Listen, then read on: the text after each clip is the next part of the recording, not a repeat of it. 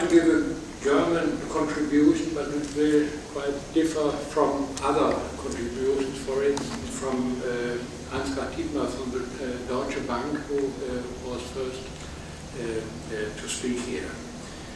From the outside perspective, for instance, from the Netherlands, a neighbor which is a little bigger may be easily perceived as a monolith. But from the inside, especially the credit service sector in Germany, this is not the case.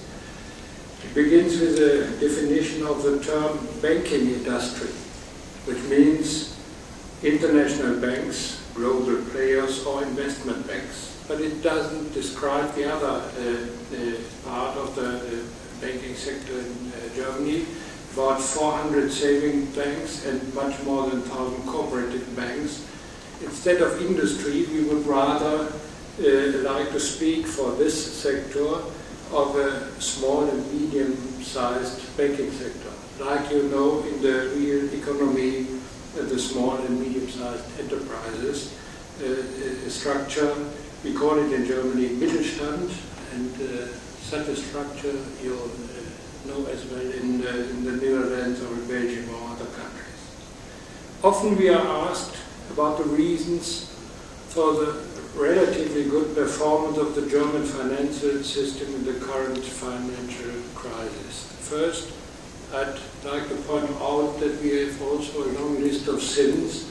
On this list you find IKB, Industriekreditbank, Hypo Real Estate, and some Landesbanken, Sachsen LB, HSH Nordbank, Landesbank Rheinland-Pfalz. And I think also the merger between Dresdner Bank and Commerzbank is a problematical merger. And in this context, I don't mention the WestLB because their problems resulted from, not from the financial crisis, but from their date back a longer time ago, and were culminated in a serious conflict with the EU Commission. Nevertheless, we have to keep in mind that the savings banks and the cooperative banks are performing much better than the big players. It has to do with a more decentralized structure combined with an all-over good equity base, strategic credit portfolio focused at small and medium-sized enterprises, sound real estate financing and refunding through a large spectrum of customers' deposits. And more, the managers of savings banks and cooperatives don't know the problems of excessive earnings and bonifications, which can be observed in most of the investment banks, where a lion's share of the sale volumes goes to the managers, and I say the managers below the level of the executive committee members, so that only a small amount of the complete result is available for the shareholders and the strengthening of the equity base. And the typical manager of a savings bank or a cooperative bank lives in his region, in its regional limited line of business. He knows the people, and the people know him, so he will stay close to the social reality in his environment. It is a kind of sound grounding. Outside of Germany, savings banks seem to be, unfortunately, antiquated and outmoded institutions. Threatened species like endangered animals, and nobody puts them on the World Wildlife Fund list. On the contrary, some politicians and investment bankers hope that the times go over, and in spite of the good performance, soon the hunt will be open again and make from this savings banks material to create new deals. This is regrettable, because one generation earlier, in nearly all European countries, we had savings banks or similar credit institutions, also in the Netherlands. I remember when I was a young employee in the Sparkasse Krefeld, just behind the borderline, we initiated a partnership with the Sparbank Wageningen, which had a branch in Roermond, so we had a common border, but this project found an early stop, an early end in the course of the ongoing mergers between the Netherlands and Sparbanken. I don't presume to judge whether the Netherlands banks and economy would have been performed more successful with or without a decentralized system of savings banks. But in the case of Spain and Italy, the judgment, my judgment, is clear and obvious.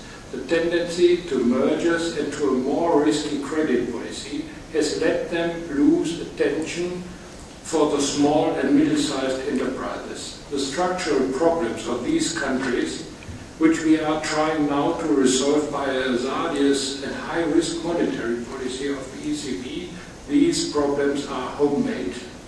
And especially Greece, the country with the most serious problems, has, as far as I have notice of it, never had an appropriate banking system.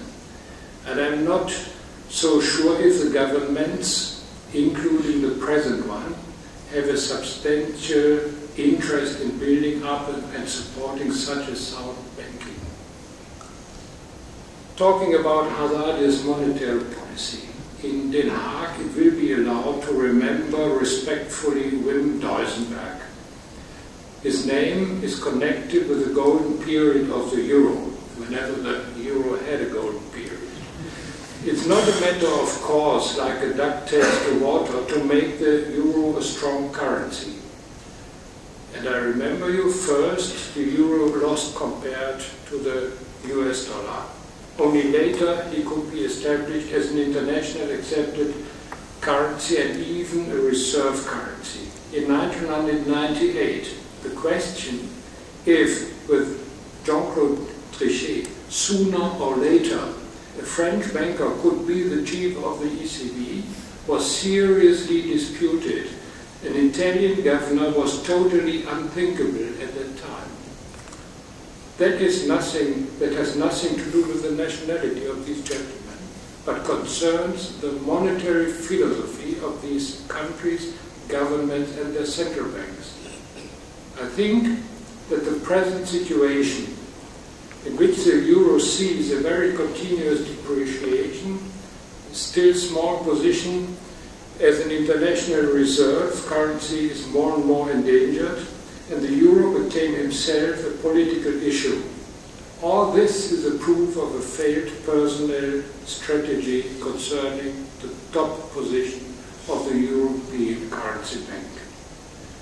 What should a respectable credit bank do with a zero interest policy?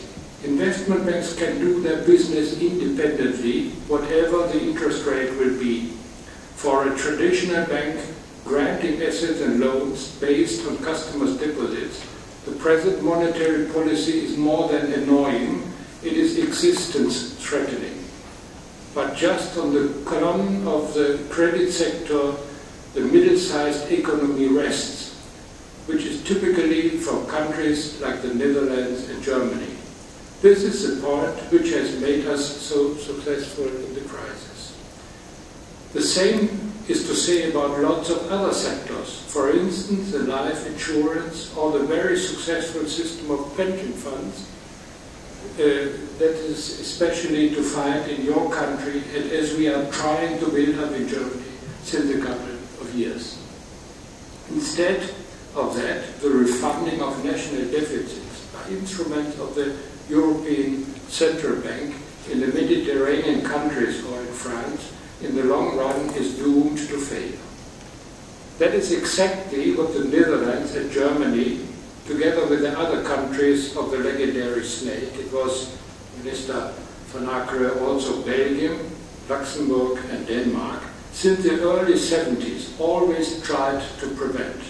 And they did it very successfully, so successfully that the other countries tried to become a member of the currency system as well, or to get the fruits of this snake.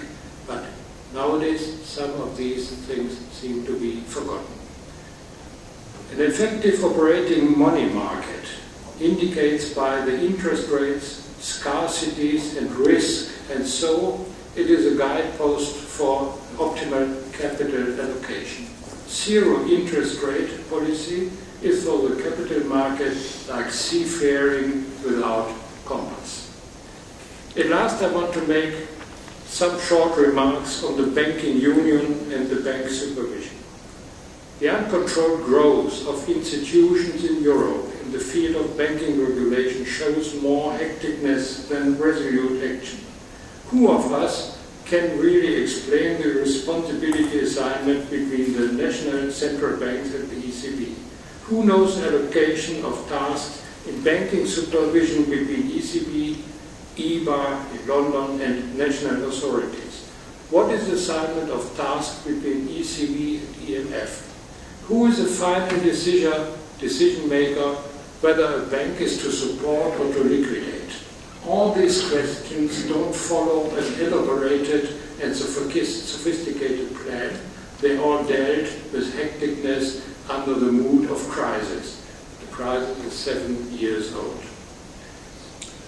Criticism has been rejected as fundamental denial. Also, the danger of a further lack of confidence in the authorities of the European Union and in the euro is clearly to see.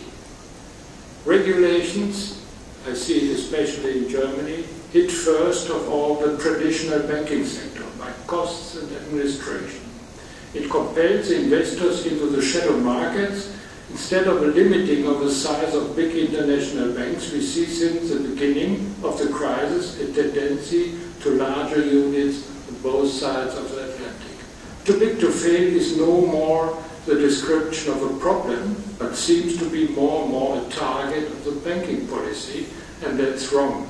In the consequence, the next crisis is inevitable and will be much more expensive. Thank you very much. Thank you very much.